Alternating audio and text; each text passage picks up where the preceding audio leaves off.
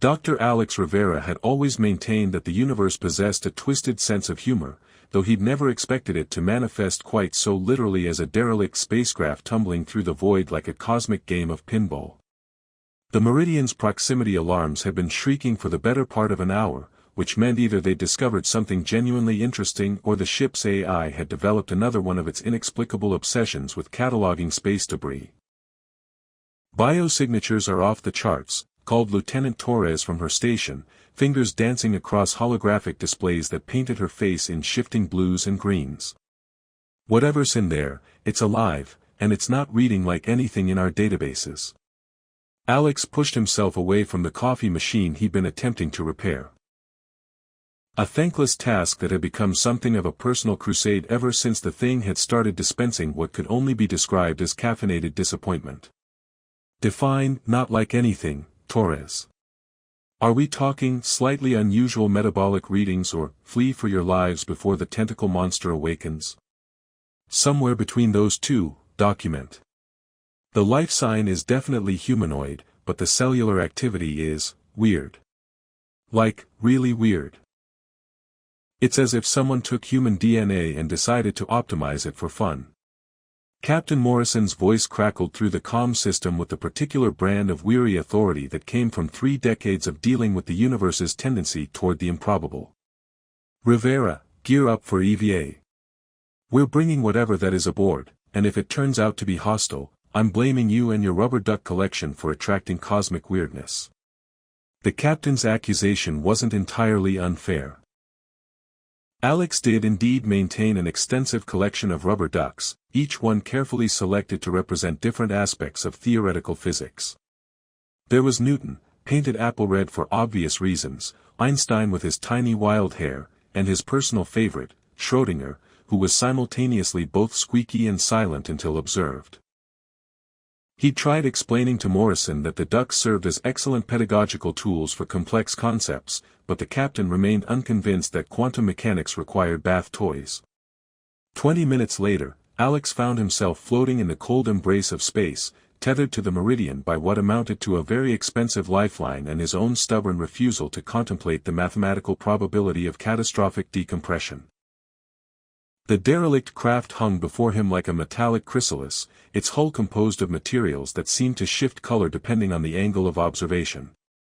Not exactly standard human engineering, unless someone had made remarkable breakthroughs in materials science without bothering to publish their findings.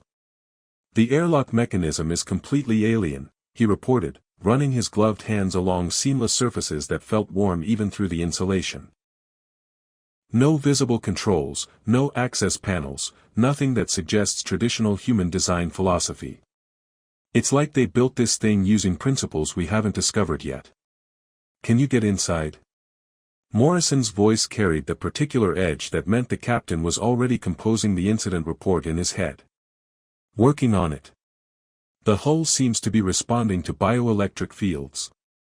I'm pressing my palm against what might be a sensor, and, oh, that's interesting.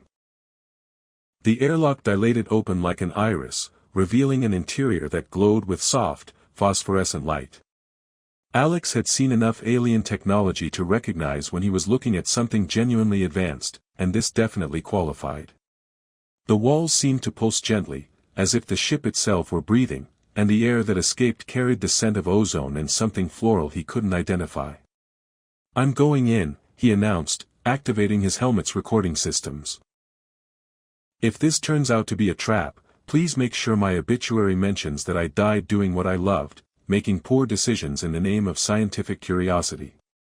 The interior of the craft defied conventional understanding of space and mass. Corridors that should have been cramped based on the external dimensions stretched into comfortable walkways, while rooms seemed larger than the ship's outer hull could possibly contain. Either the builders had mastered some form of spatial compression technology, or Alex was about to discover that his grasp of basic geometry was more tenuous than he'd previously assumed. He found her in what appeared to be the ship's central chamber, suspended in a translucent cocoon of energy that hummed with barely contained power. At first glance, she looked entirely human. Long dark hair floating around her face like she was underwater, features that were symmetrical in the way that suggested good genetics rather than surgical intervention, and skin that held a faint luminescence as if lit from within.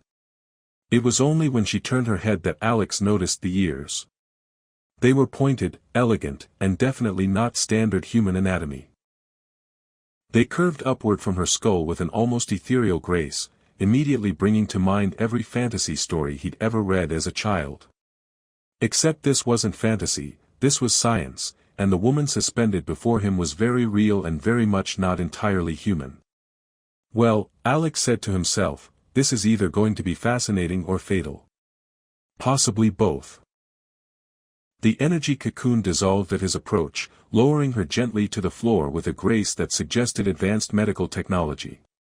Her eyes opened slowly, revealing irises that shifted color like oil on water, definitely not in any human phenotype he'd studied. She looked at him with an expression of profound confusion, as if she were trying to remember something important but couldn't quite grasp it. "Where am I?" she asked in perfect, unaccented English. "Who are you? And why do you smell like coffee and regret?" Alex couldn't help but laugh. "The coffee smell is because I've been wrestling with a malfunctioning beverage dispenser for 3 weeks. The regret is more of a general life philosophy. As for where you are, you're aboard a human research vessel called the Meridian. I'm Dr. Alex Rivera, xenobiologist and part-time rubber duck philosopher.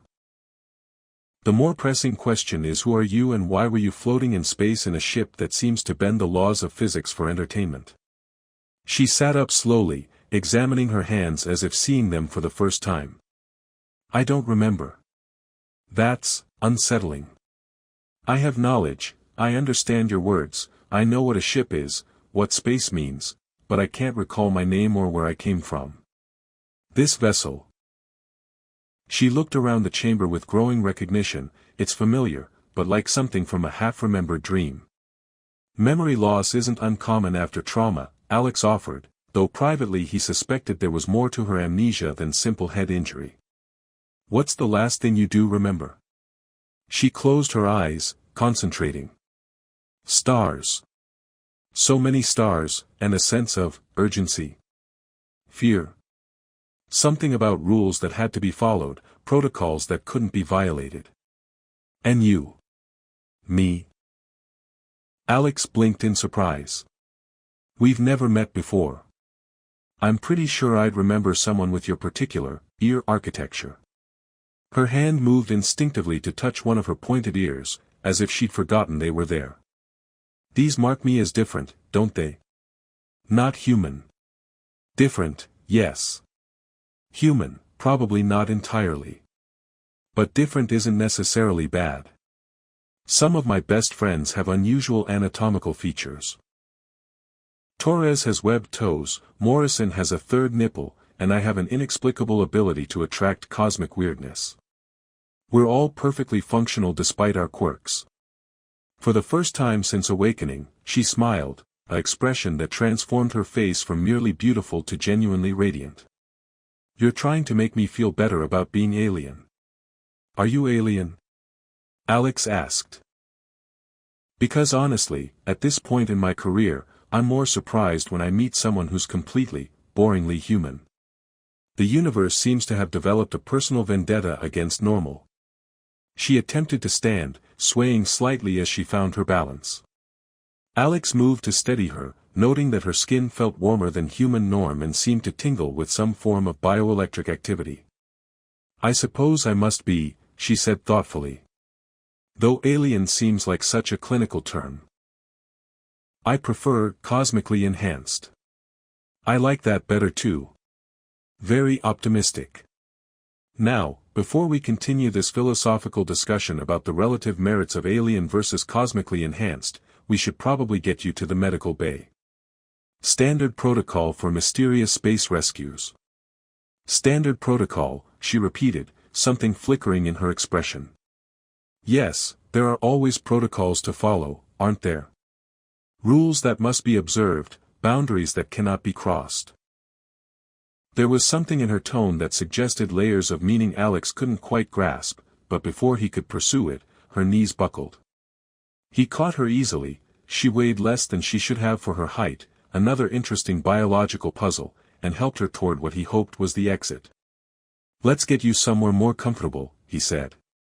"And maybe I can finally show someone who might appreciate the quantum mechanical implications of my rubber duck collection. You strike me as someone who might understand why Schrödinger needs to be both squeaky and silent." She leaned against him as they walked, and Alex couldn't shake the feeling that rescuing her was going to complicate his life in ways he couldn't yet imagine.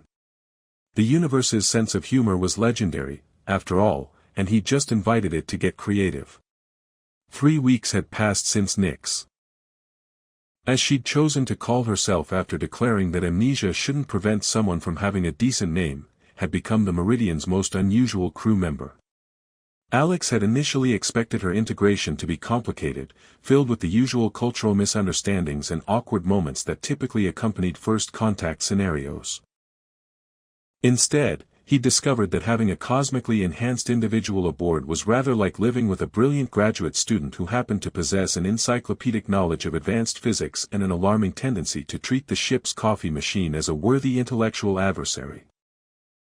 "The problem," Nix announced from underneath the galley's main food processor, her voice muffled by what sounded like several layers of complex machinery, "is that whoever designed this contraption clearly never considered the thermodynamic implications of protein synthesis at the molecular level." Alex peered over the edge of the access panel, noting that she'd somehow managed to disassemble the entire unit in the time it had taken him to retrieve his toolkit. "Most food processors aren't really designed with molecular gastronomy in mind, Nix. They're more about turning ingredients into edible substances than revolutionizing our understanding of matter transformation." "Well, that's terribly short-sighted," she replied, emerging with what appeared to be the processor's main computational core cradled in her hands like a particularly delicate infant. "With just a few modifications to the quantum field generators."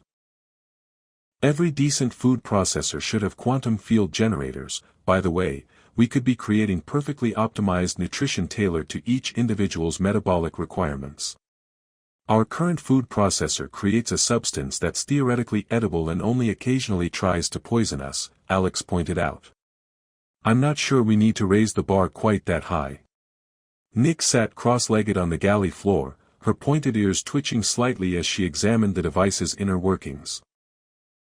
Alex had noticed that the ear movement seemed to correlate with her concentration levels, though he hadn't yet worked up the courage to ask if it was voluntary or simply an unconscious reflex. There were certain questions that seemed too personal, even when dealing with someone who claimed no memory of her past. "You humans have such charmingly low expectations," she said, beginning to reassemble the components with movements too quick and precise to follow easily. "Though I suppose that's part of your appeal. You're satisfied with theoretically edible food and coffee that only occasionally achieves the molecular structure of actual coffee." "Hey, our coffee is perfectly adequate," Alex protested, though privately he had to admit that Nix's recent modifications to the brewing system had resulted in beverages that bordered on transcendent. "It contains caffeine, it's brown, and it doesn't actively fight back when you try to drink it. Those are the 3 pillars of acceptable coffee. Yesterday your coffee achieved sentience for approximately 4 minutes, Nix reminded him.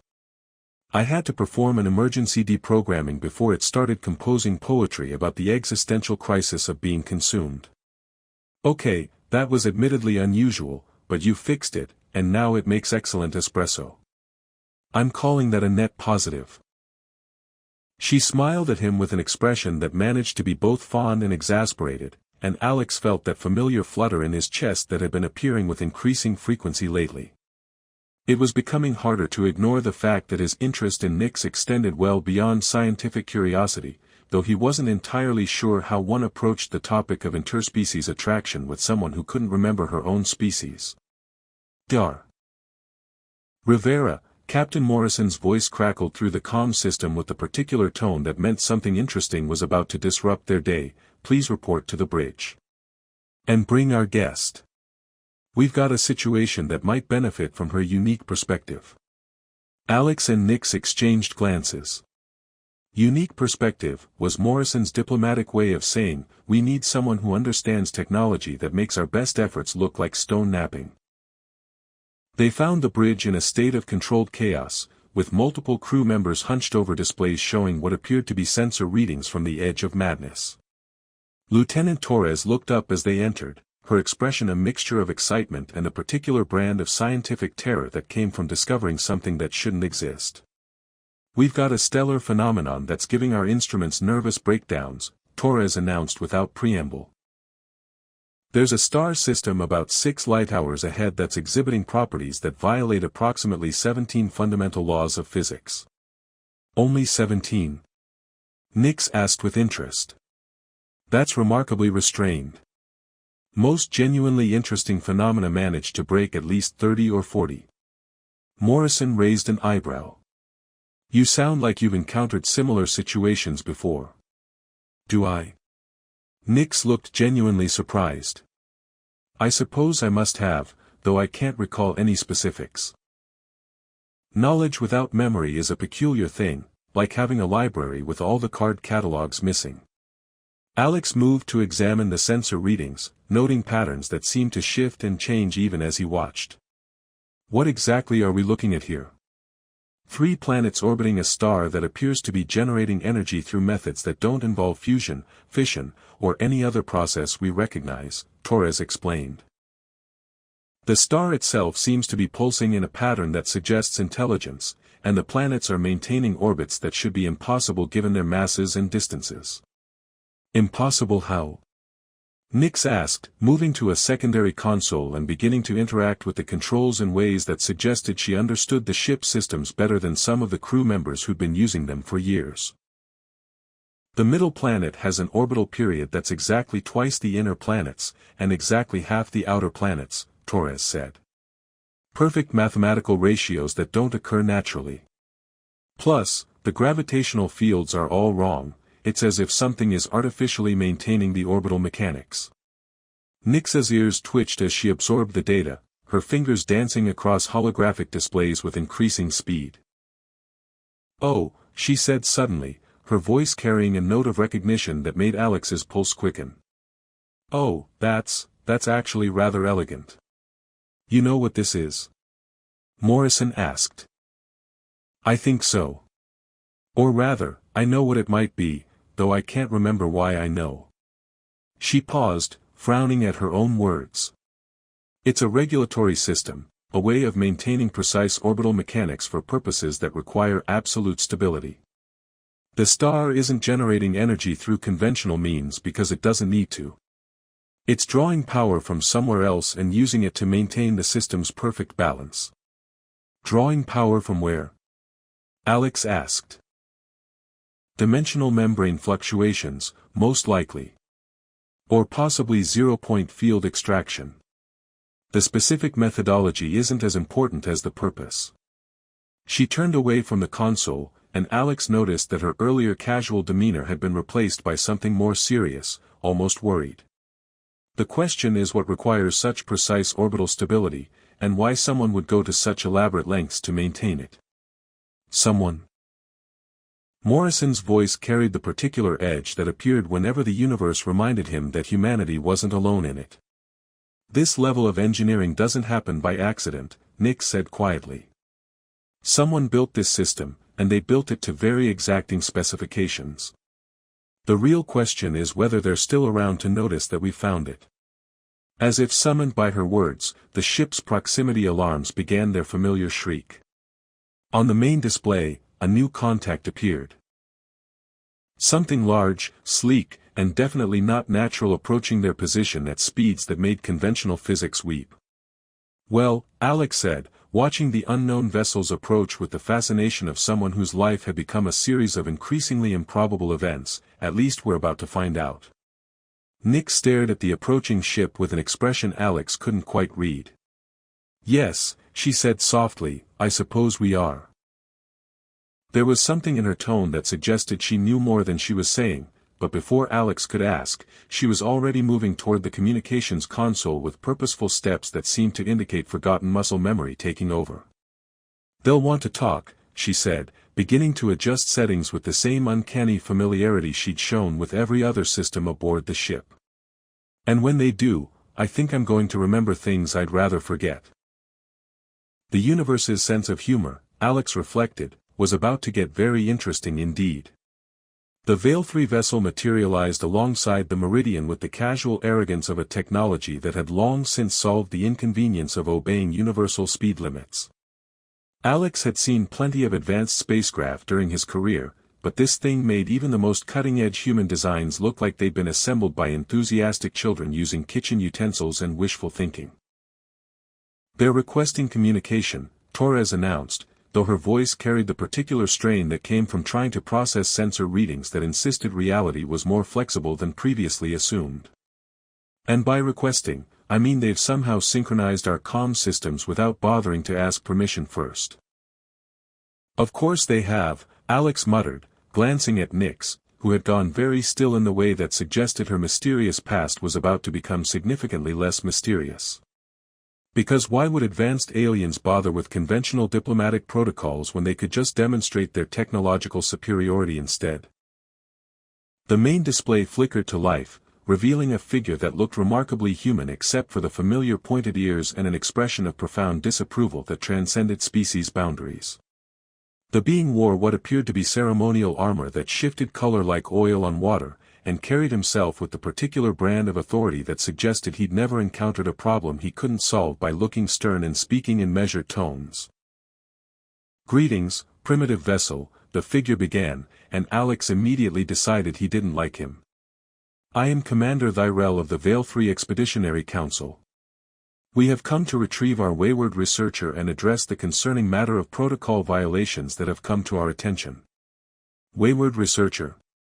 Morrison stepped forward, drawing on decades of diplomatic experience that had prepared him for many things but probably not this particular flavor of cosmic awkwardness. "I'm Captain Morrison. We rescued a survivor from a derelict craft 3 weeks ago. If she's one of your people, we're happy to facilitate her return." Thyrell's gaze moved to Nix, who had been growing progressively more pale as her memories apparently decided to stage a coordinated return. "Research Coordinator Nix Vathenzil," he said with the tone of a disappointed parent addressing a child who'd been caught teaching the dog to juggle.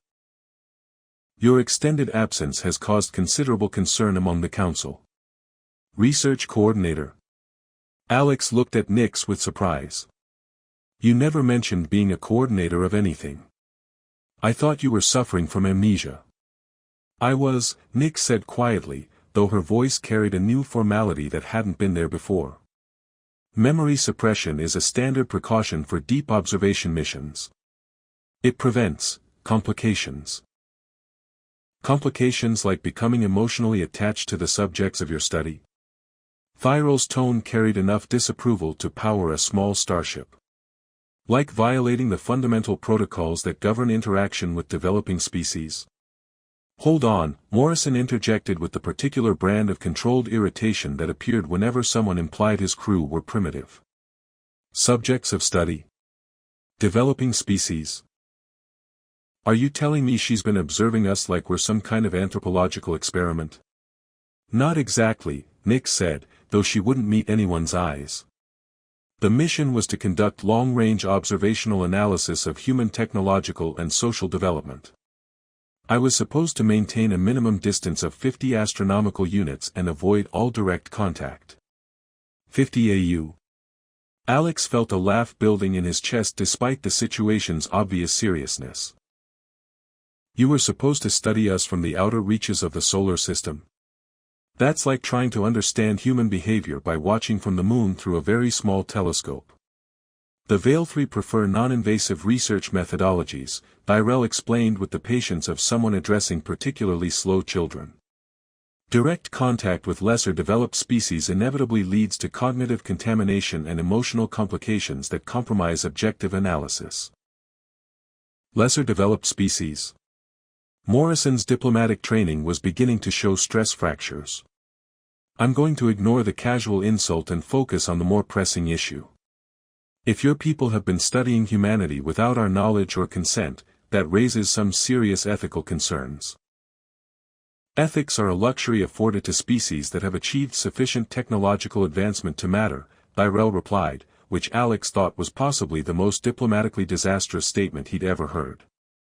However, The immediate concern is not your feelings about being observed, but rather the extent of cognitive contamination that research coordinator Nix Vathenzil has experienced during her unauthorized interaction with your crew. Cognitive contamination, Alex repeated slowly. You make it sound like she caught some kind of mental disease from talking to us. In a sense, she has, Tyrell said, and Alex decided that if they ever met in person, he was going to introduce the commander to the concept of percussive diplomacy. The Veil 3 possess perfect memory. We retain every experience, every emotion, every moment of our existence with complete clarity. This serves us well in most circumstances, but it becomes problematic when we form emotional attachments to beings with significantly shorter lifespans. Nix finally looked up, her expression a mixture of pain and defiance. The suppression was supposed to prevent exactly this situation. I was meant to observe from a distance, compile my reports, and return without ever developing personal connections that would cause difficulties. But you crashed, Alex said, beginning to understand the scope of the problem. Your ship malfunctioned, you lost the memory suppression, and instead of maintaining professional detachment, you've spent 3 weeks learning to appreciate human coffee and arguing with our food processors.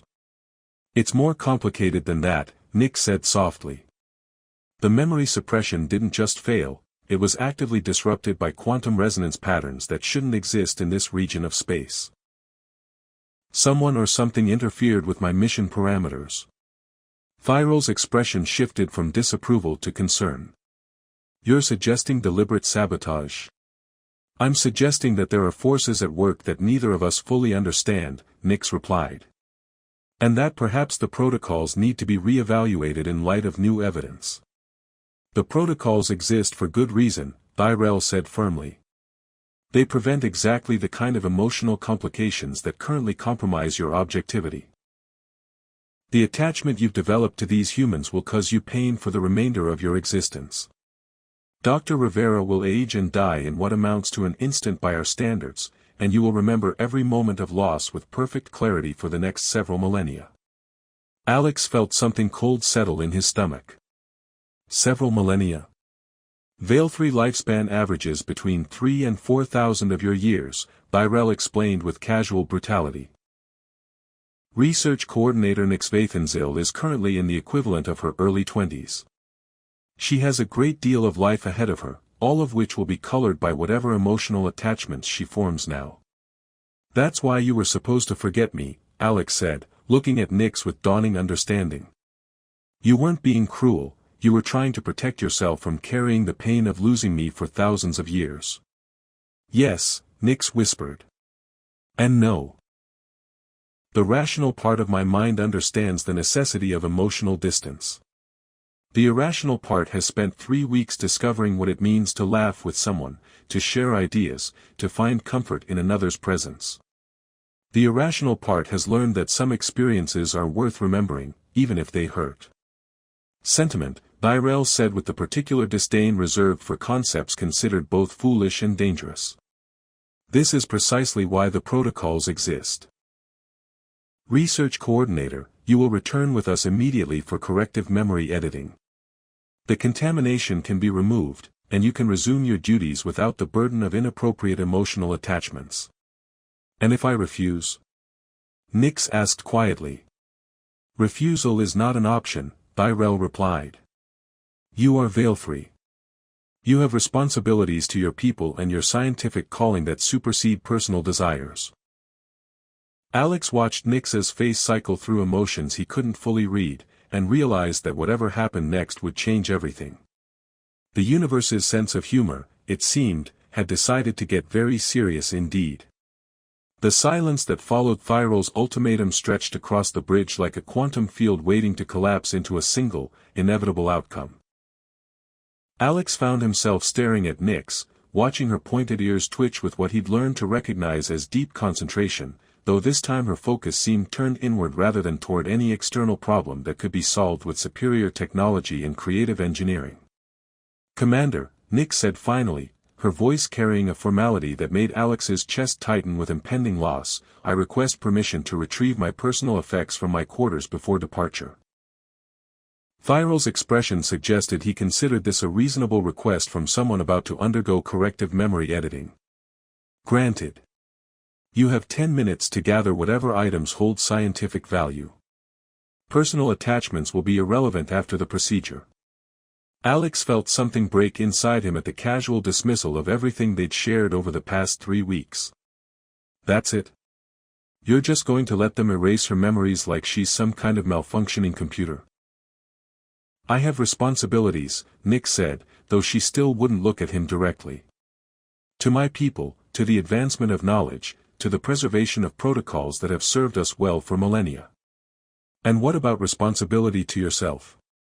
Morrison asked, his diplomatic training apparently extended to recognizing when someone was making a decision they'd regret for the rest of their very long life. To the connections you've made, the experiences you've had. Sentiment, Tyrell interjected with the particular smugness of someone who'd never allowed emotion to complicate his existence. This is exactly the kind of irrational thinking that cognitive contamination produces. Research Coordinator Nick Svathenzil will thank us for removing these burdens once her clarity of thought is restored.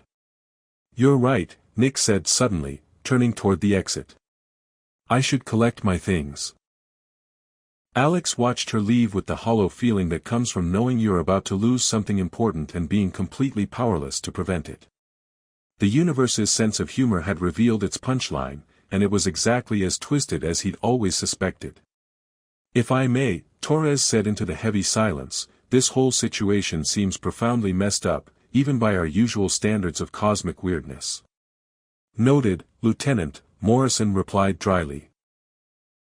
Though I'm not sure there's much we can do about advanced alien relationship counseling. Actually, Torres continued, her fingers dancing across her console with the particular urgency of someone who'd discovered something interesting, there might be. I've been analyzing the quantum resonance patterns that disrupted Nix's memory suppression, and they're not naturally occurring. Thyrell's attention snapped toward her with sudden intensity. Explain. Someone created an artificial quantum field specifically designed to interfere with Veil-3 neural suppression technology. The patterns are too precise, too targeted to be accidental. Someone wanted Nix to remember, and they went to considerable trouble to make it happen. That's impossible, Tyrell said, though his tone suggested he was beginning to entertain the possibility that impossible things had been happening with uncomfortable frequency lately. Only the Veil-3 possessed the technology necessary to manipulate quantum neural fields with such precision. Unless, Alex said slowly, a terrible and wonderful possibility beginning to form in his mind, someone wanted to test whether the protocols were actually serving their intended purpose, or just preventing the Veil-3 from discovering something important about emotional connections across species lines. Before Tyrell could respond, Nix reappeared on the bridge carrying what appeared to be her ceremonial armor, the same shifting, color-changing material that comprised Tyrell's uniform, but formed into a more elegant, less militaristic design. She moved with purposeful steps toward the molecular fabrication unit that Alex had watched her use to perform miracles of engineering over the past 3 weeks. Research Coordinator, Tyrell said with growing suspicion, what are you doing? Following protocols, Nix replied, activating the fabrication unit's precision etching mode. Specifically, the protocol that requires permanent record-keeping for all significant discoveries made during deep space research missions. She placed the armor carefully in the unit's molecular manipulation field and began programming a sequence that made the machine's displays light up like a technological Christmas tree. Alex watched in fascination as the unit's molecular scale etching tools began to work, carving something into the armor's surface with precision that bordered on the atomic level. Nix, Alex said softly, beginning to understand what she was doing, what are you carving? The most significant discovery of my research mission, she replied without looking away from her work. Evidence of successful cognitive and emotional integration between Veil-3 and human consciousness, documented for future study and preserved according to proper scientific protocols. Tyrell moved closer to examine her work, his expression shifting from suspicion to alarm as he realized what she was etching into the ceremonial armor. Research Coordinator, you cannot be serious. That is a violation of every tradition, every protocol that governs the sanctity of memory preservation. On the contrary, Nick said, her voice carrying a note of triumph that Alex had never heard before. This is the most rigorous application of scientific methodology I've ever employed. I'm creating a permanent record that cannot be erased, modified, or forgotten, ensuring that future researchers will have access to accurate data about interspecies emotional compatibility. Alex leaned forward to read what she was carving into the armor, and felt his heart perform several impossible maneuvers as the letters took shape. Dr. Alexander Rivera, human, research subject, cognitive integration successful, personal attachment, permanent. You're carving my name into your ceremonial armor, Alex said, wonder and disbelief warring in his voice. You told me you'd forget me, and instead you're making it physically impossible to erase the memory. Technically, Nick said with the particular satisfaction of someone who'd found a loophole in the universe, I'm documenting a successful research outcome according to proper Veil 3 scientific protocols. The fact that this documentation happens to serve as a permanent reminder of personal attachment is simply a fortuitous side effect. This is unacceptable, Tyrell declared, though Alex noticed that his outrage seemed less certain than before. Ceremonial armor cannot be altered without council approval. The molecular structure of that etching will be impossible to remove without destroying the armor entirely. Exactly, Nick said, finishing her work and lifting the armor to examine the results. Which means that according to Veil 3 law, the memory associated with this documentation becomes legally protected historical record. You cannot erase memories that are required for the maintenance of official ceremonial objects. Torres looked up from her console with barely contained glee. Did she just lawyer her way around an alien mindwipe using their own bureaucracy? I believe she did, Morrison said with a particular admiration reserved for truly spectacular applications of creative problem-solving. That might be the most impressive feat of diplomatic engineering I've ever witnessed. Tyrell stared at Nix for a long moment, his expression cycling through outrage, admiration, and what might have been pride. You've spent 3 weeks among humans, he said finally, and learned to argue like a Veil 3 advocate. Perhaps cognitive contamination works both ways. Perhaps, Nix agreed, fastening the armor around her shoulders where Alex's name now rested permanently over her heart. The protocols need updating to account for new data about the benefits of controlled interspecies interaction. The Council will not approve a change to protocols based on a single research incident, Tyrell warned, though his tone suggested he was beginning to see possibilities he hadn't considered before. Then we'll need more data, Nick said simply. Long-term observational studies, controlled interaction experiments, comprehensive analysis of cognitive and emotional integration patterns. All of which will require a permanent research liaison stationed among human populations. Alex felt hope bloom in his chest like a star being born. Are you volunteering for long-term assignment? I'm volunteering for permanent assignment, Nix corrected, her smile carrying enough warmth to power several small galaxies. Someone needs to ensure that future Veil 3 human interactions are properly documented. And since I now have legal obligation to maintain memories associated with this ceremonial armor, I'm uniquely qualified for the position. The Council will never approve such an arrangement, Tyrell protested, though he sounded like someone whose heart wasn't entirely in the argument anymore. The Council will approve any arrangement that advances scientific understanding while maintaining proper protocols, Nix replied with the confidence of someone who just rewritten the rules by following them more thoroughly than anyone had expected. And what could be more proper than establishing the first formal diplomatic research exchange between our species? Tyrell looked around the bridge, taking in the expressions of barely concealed satisfaction on the human faces surrounding him. You realize, he said to Morrison, that she's going to spend the next several centuries studying your people with the intensity of someone who's legally required to remember every detail. Could be worse, Morrison replied. We could be stuck with someone who thinks our coffee achieves sentience on a regular basis and considers that a problem to be solved rather than a feature to be celebrated. Your coffee did achieve sentience, Nix pointed out cheerfully. And it wrote surprisingly good poetry before I fixed it. I'm planning to include that in my first formal report to the Council. Alex moved to stand beside her, close enough to read his own name etched permanently into alien armor that shifted colors in the light. "So you're staying?" "I'm staying," she confirmed, reaching up to touch one of her pointed ears in a gesture he'd learned meant she was processing something significant. "For as long as you'll have me. Or at least for the next few centuries while I gather sufficient data to prove that some things are worth remembering, even when they hurt." "And if they don't hurt?" Alex asked, taking her hand and noting that her skin still carried that pleasant bioelectric tingle that made every touch feel like a small miracle. "Then I suppose we'll have discovered something even more remarkable," Nick said, her smile bright enough to outshine the stars visible through the bridge's viewports. "Though I suspect that anyone willing to carve their name into alien armor might be worth remembering regardless of the potential for pain." Alex looked around the bridge, taking in Torres's triumphant grin, Morrison's satisfied nod, and Thyrell's expression of resigned acceptance that suggested he'd just been outmaneuvered by forces beyond his control. The universe's sense of humor, it seemed, had decided to be kind after all.